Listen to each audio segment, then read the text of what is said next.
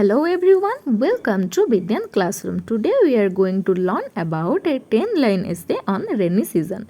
So let's start. The rainy season is not a fixed season in the Indian subcontinent with scanty to the heavy rainfall experienced throughout the country. It can come over the Indian subcontinent at various times. The wet season in the Indian subcontinent is called popularly as monsoon.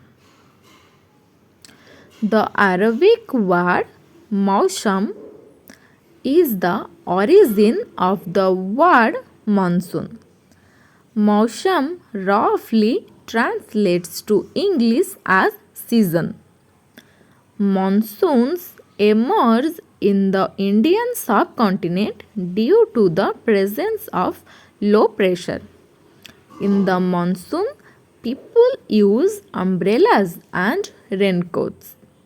This season is succeeded by autumn and this season is preceded by summer.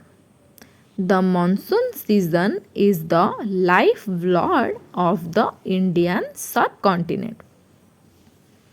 Thanks for watching and don't forget to subscribe our channel. Thank you.